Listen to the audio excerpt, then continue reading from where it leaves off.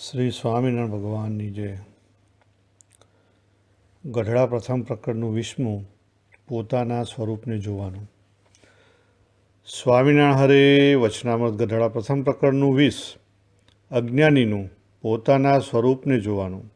સંવત 1876ના પોષ સુધી બીજને દિવસ શ્રીજી મહારાજ શ્રી ગઢડા મધ્યે દાદા ખાચરના દરબારમાં ઉગમણે દ્વાર ઓરડાની વસરીએ ગાદી તકિયા નંખાવીને વિરાજમાન હતા અને ધોળી પાગ માથે બાંધી હતી ને તે પાગને વિશે પીળા ફૂલનો તોરો વિરાજમાન હતો અને કંઠને વિશે પીળા પુષ્પનો હાર વિરાજમાન હતો અને બે કાનને વિશે ધોળા અને પીળા પુષ્પના ગુચ્છ વિરાજમાન હતા અને ધોળો ચોફાળ ઓઢ્યો હતો ને કાળા શેડાનો ખેસ પહેર્યો હતો અને કથા વંચાવતા હતા અને પોતાના મુખારવિંદની આગળ પરમહંસ તથા દેશ દેશના હરિભક્તની સભા ભરાઈને બેઠી હતી. પછી સ્વામી શ્રી સહજાનંદજી મહારાજ બોલ્યા, જે સાંભળો, સર્વને એક પ્રશ્ન પૂછીએ છીએ. ત્યારે સર્વ હરિભક્તે હાથ જોડીને કહ્યું, જે પૂછો. ત્યારે શ્રીજી મહારાજ બોલ્યા, જે અજ્ઞાનીમાં અતિશય અજ્ઞાની તે કોણ છે? પછી તો સર્વે વિચારીને રહ્યા પણ ઉત્તર કરી શક્યા નહીં. પછી શ્રીજી મહારાજ બોલ્યા, જે લ્યો અમે જ ઉત્તર કરીએ. ત્યારે સર્વે રાજી થઈને કહ્યું, જે હે મહારાજ, તમથી જ યથાર્થ ઉત્તર થશે, માટે કહો. પછી શ્રીજી મહારાજ બોલ્યા, જે આ દેહમાં રહેનારો જે જીવ છે તે રૂપને જુએ છે ને કુરૂપને જુએ છે, તથા બાળ યૌવન અને વૃદ્ધપણાને જુએ છે, એવા અનંત પદાર્થને જુએ છે. પણ જોનારો પોતે પોતાની જાતને જોતો નથી અને કેવળ બાહ્ય દ્રષ્ટિએ કરીને પદાર્થને જોયા કરે છે. પણ પોતે પોતાને નથી જોતો તે જ અજ્ઞાનીમાં અતિશય અજ્ઞાની છે. અને જેમ નેત્રે કરીને અનંત પ્રકારના રૂપનો સ્વાદ લે છે, તેમજ શ્રોત્ર, ત્વક, રસના, ઘ્રાણ ઇત્યાદિ સર્વ ઇન્દ્રિયો કરીને વિષય સુખને ભોગવે છે ને જાણે છે, પણ પોતે પોતાના સુખને ભોગવતો નથી ને પોતે પોતાના રૂપને જોતો નથી. એ જ સર્વ અજ્ઞાનીમાં અતિશય અજ્ઞાની છે અને એ જ ઘેલામાં અતિશય ઘેલો છે અને એ જ મૂર્ખમાં અતિશય મૂર્ખ છે અને એ જ સર્વ નીચમાં અતિશય નીચ છે. ત્યારે સુકમુનિએ આશંકા કરી, જે પોતાનું સ્વરૂપ જોવું તે શું પોતાના હાથમાં છે? અને જો પોતાના હાથમાં હોય તો જીવ સિદ્ધ અતિશય અજ્ઞાની રહે. ત્યારે શ્રીજી મહારાજ બોલ્યા, જે જેને સત્સંગ થયો છે તેને તો પોતાના જીવાત્માનું દર્શન પોતાના હાથમાં જ છે અને કે દાડે એણે પોતાના સ્વરૂપને જોયાનો આદર કર્યો અને ન દીઠું. અને એ જીવ માયાને આધીન થકો પરવશ થઈને તો સ્વપ્ન અને સુષુપ્તિ અવસ્થામાં અંતરદ્રષ્ટિએ કરીને જાય છે, પણ પોતે પોતાને જાણે કોઈ દિવસ પોતાના સ્વરૂપને જોવાને અંતરદ્રષ્ટિ કરતો નથી. જે ભગવાનના પ્રતાપને વિચારીને અંતરદ્રષ્ટિ કરે છે તે તો પોતાના સ્વરૂપને અતિશય ઉજ્જવળ પ્રકાશમાન જુએ છે અને તે પ્રકાશને મધ્યે પ્રત્યક્ષ એવા જે પુરુષોત્તમ ભગવાન તેની મૂર્તિને જુએ છે અને નારદ સંકાદિક જેવો સુખીઓ પણ થાય છે. માટે હરિભક્તને તો જેટલી કસર રહે છે તેટલી પોતાની આળસે કરીને રહે છે. ઇતિ એવી રીતે વચનામૃત ગઢડા પ્રથમ પ્રકરણનું 20મું થયું. આમાં પહેલા ભાગમાં શ્રીજી મહારાજ પોતે પ્રશ્ન પૂછે છે કે આ જગતમાં અજ્ઞાનીમાં અતિશય અજ્ઞાની કોણ છે? ત્યારે મહારાજ પોતે જ જવાબ આપતા કહે છે કે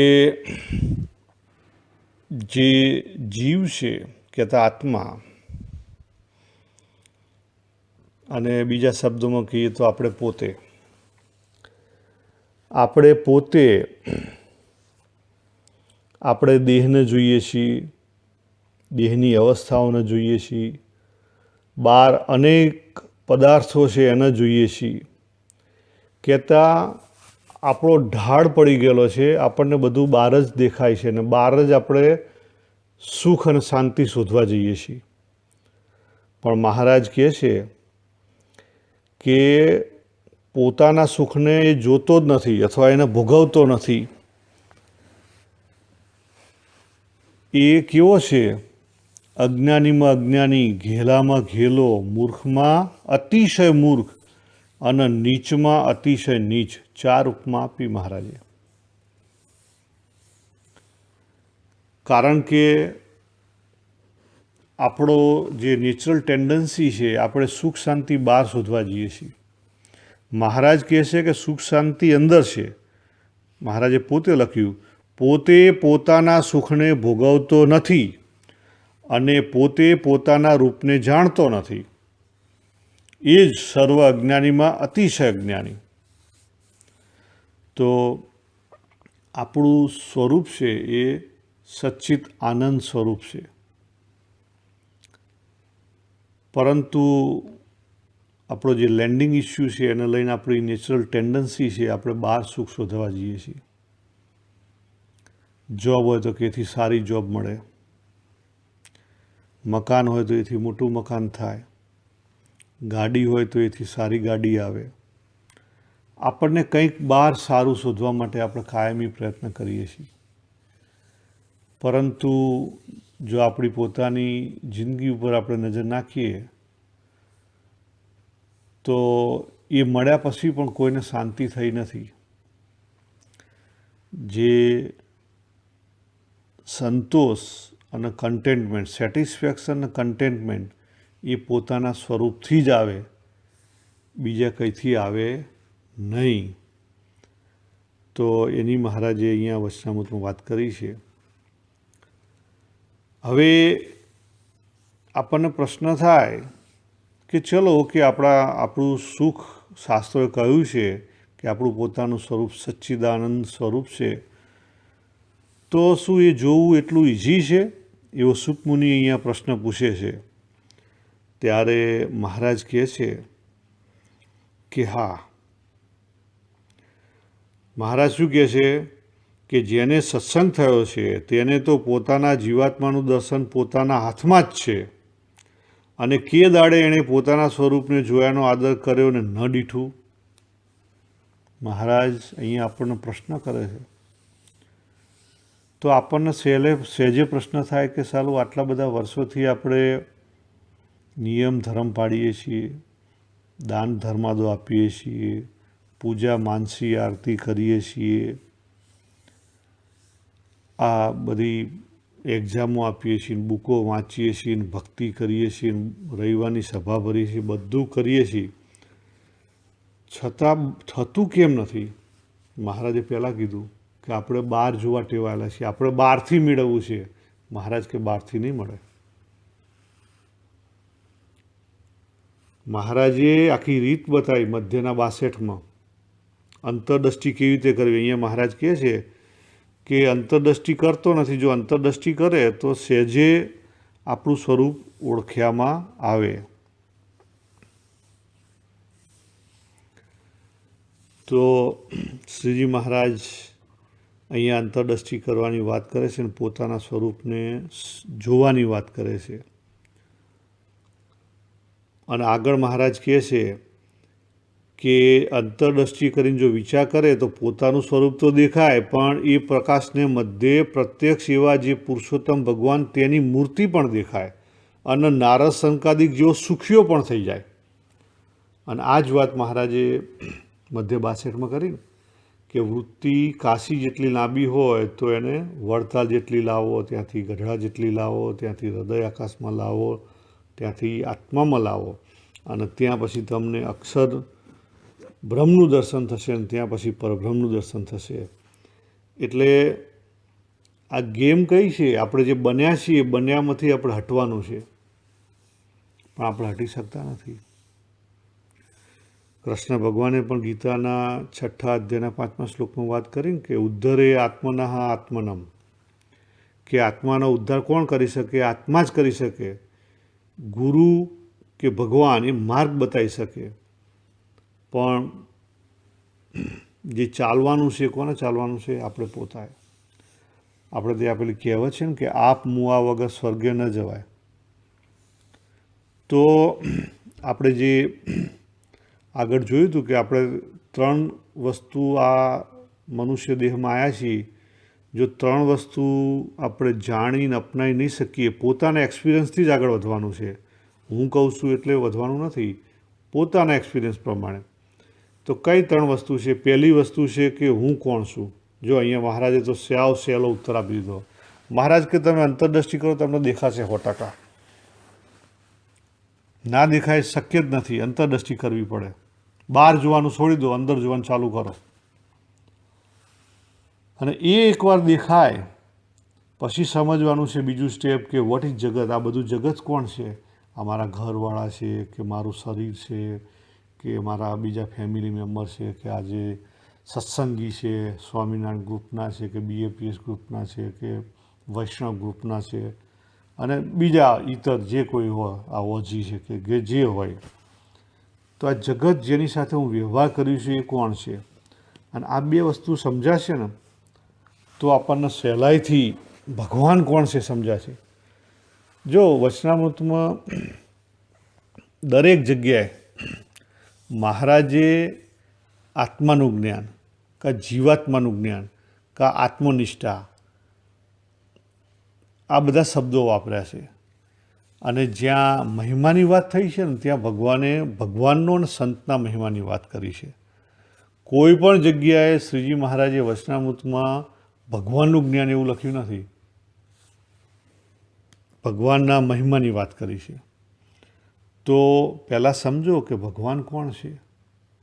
પ્રશ્ન કરો, વિચારો કે આજથી 250 વર્ષ પહેલાં શ્રીજી મહારાજ આવ્યા હતા અને જે 5 ફૂટની ઊંચાઈના હતા અને જે શ્યામ સરખા હતા અને મોઢે ચાઠા હતા, એ શ્રીજી મહારાજ?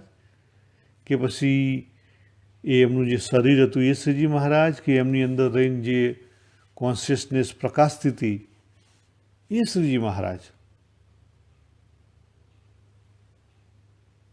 આપણે નક્કી કરવાનું છે આપણે કોણ છીએ. મહારાજ જો અહીંયા કીધું ને કે આપણે આ બોડી દેખાય છે બોડી છીએ, કે આપણે 5 ફૂટના ઊંચા દેખાય કે 6 ફૂટના ઊંચા દેખાય એ છીએ, કે કાળા છીએ કે ધોળા છીએ એ છે. મહારાજે કીધું કે બાળ દેખાય છે, યૌવન દેખાય છે, વૃદ્ધાપણું દેખાય છે, બધું દેખાય છે. શરીર તો બદલાઈ રહ્યું છે. તો આપણે તો અનચેન્જેબલ છીએ.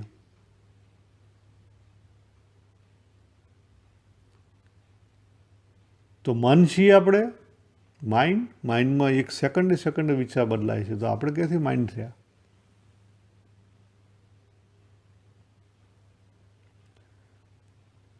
આપણે સ્થૂળ શરીર નથી, ગ્રોસ બોડી નથી, આપણે સૂક્ષ્મ શરીર નથી, સટલ બોડી નથી, આપણે કોઝલ બોડી નથી. કારણ કે ડીપ સ્લીપમાં આપણને કોઈ જ્ઞાન જ નથી, અજ્ઞાન છે. પણ સવારે ઉઠીએ તો ખબર પડે કે આજ સારી ઊંઘ આવી. તો એ જાગતું તું કોણ? કોને લઈને માઇન્ડને ખબર પડી? તો એક પ્રકાશ એ કન્ટિન્યુઅસ સપ્લાય ચાલુ હતો, ભલે સ્વિચ ઓફ હતી. માઇન્ડ નામની સ્વિચ ઓફ હતી પણ સપ્લાય ચાલુ હતો. એટલા માટે આપણા શ્વાસોશ્વાસ ચાલુ હતા, અંદર પાચન ચાલુ હતું, બધું એઝ ઇટ ઇઝ ચાલુ હતું. ખાલી માઇન્ડનું સ્વિચ ઓફ હતું. એટલે જે ચેટરિંગ છે, કન્ટિન્યુ થિંકિંગ છે, એ બધું બંધ થઈ ગયું અને આપણને શાંતિ મળી. આજે ડીપ સ્લીપની અંદર આપણને જેવી શાંતિ છે એવી હાલતા ચાલતા જાગ્રતમાં શાંતિ થવી જોઈએ. અને પોતાનું સ્વરૂપને જો સમજાય અને પછી એને એક્સપિરિયન્સમાં લેવાય તો હાલતા ચાલતા મેડિટેશન થાય ને હાલતા ચાલતા આવી શાંતિ રહે અને સમાધિ થાય. પણ આપણે જાતે કરવું પડે. આપણા માટે કોઈ બીજો કરી ના શકે. હું તમારા માટે ના કરી શકું, તમે મારા માટે ના કરી શકો. ગુરુ અને ભગવાન આપણને આ રસ્તો બતાવી ગયા. આપણે હવે આગળ વધવાનું છે. તો આપણે શું વિચાર કરવો? એક જ વિચાર કરવાનો કે આટલા બધા વર્ષો આપણે એમનેમ ગયા. આપણે પ્રયત્ન કયા દિવસે? મહારાજ જો ચોખ્ખું કહે છે આપણે પ્રયત્ન કર્યો જ નથી અંદર જોવાનો. તો આજથી આપણે નક્કી કરીએ કે સવાર સાંજ આપણે અંદર જોઈએ અંતરદૃષ્ટિ કરીએ, થોડું મેડિટેશન કરીએ, આપણે કોણ છીએ એને સમજવાનો પ્રયત્ન કરીએ. નહીં તો કાલ ઉઠીને જિંદગી જતી રહેશે. આપણે બહાર શોધવા જઈએ છીએ, પણ બહાર વિચાર તો કરો, બહાર આપણું કેટલું ચાલે છે. બહાર મારા સંબંધી ઉપર મારો કોઈ કંટ્રોલ નથી, બીજા લોકો ઉપર મારો કેવી રીતે કંટ્રોલ હોય, એમની ઉપર મારો કોઈ કંટ્રોલ નથી. આ જે નેચર છે, પ્રકૃતિ છે, એની ઉપર મારો કોઈ કંટ્રોલ નથી. આપણી બહાર આપણો કોઈ કંટ્રોલ નથી. ઇવન આજે સૂઈ જઈને કાલ સવારે ઉઠીએ કે ના ઉઠીએ, આપણો કોઈ કંટ્રોલ નથી. અને હકીકત છે, આપણો કોઈ કંટ્રોલ બહાર નથી. કૃષ્ણ ભગવાને એને કીધું છે કે પ્રકૃતિનું કામ પ્રકૃતિમાં થાય છે, અને ભક્તિ માર્ગે પાછું કૃષ્ણ ભગવાને 12મા અધ્યાયમાં આગળ કીધું કે ભગવાન કરતા હરતા છે. અને શ્રીજી મહારાજે એ વાત કરી કે ભક્તિ માર્ગે તમે જો તો ભગવાન કરતા હરતા છે. પ્રકૃતિ એ બધું કામ કરી રહી છે. જે કંઈ અનફોલ્ડ થાય છે એ પ્રકૃતિ અનફોલ્ડ કરી રહી છે. આપણી ત્યાં કોઈ વિલ ચાલે એમ નથી, આપણો કોઈ વિલ પાવર ચાલે એમ નથી. ત્યાં આપણે we have no free will.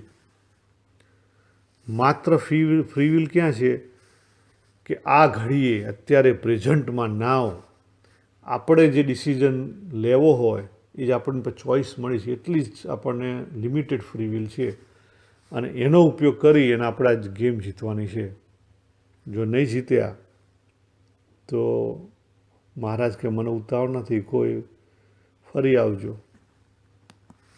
અને ફરી રમજો. તો આજે આપણે આ વચનામૃતની અંદર 2 ખાસ પ્રશ્નો છે કે ભાઈ અજ્ઞાનીમાં અજ્ઞાની કોણ? તો પોતાના સ્વરૂપને ના જુએ એ, અને પોતાનું સ્વરૂપ કેવી રીતે જોવું તો એની મહારાજે વાત કરી કે અંતરદૃષ્ટિ કરે તો મળે. અને એ જ વિશેષ પદ્ધતિ મધ્ય 62માં પહેલા ભાગમાં મહારાજે આખી બતાવી છે કે વૃત્તિને પાછી લેતા આપણે વૃત્તિને આપણે પાછી ખેંચી શકીએ અને વૃત્તિ છેક આત્મા સુધી લઈ જઈ શકીએ. વૃત્તિ પ્યોર થઈ જાય, ઓગળી જાય, પ્યોર કોન્શિયસનેસ, એટલે મન ઓગળી જાય, લીન થઈ જાય. જે અખંડ વૃત્તિ રાખવાની વાત કરી ગઢડા પ્રથમના પહેલામાં, તો આખી ગેમ વૃત્તિની ગેમ છે. જો વૃત્તિ સમજાય તો એને કંઈક કંટ્રોલમાં આપણે લઈ શકીએ. તો એને સમજવા માટે પ્રયત્ન કરીએ. એ જ સાથે સર્વેને જય શ્રી સ્વામિનારાયણ.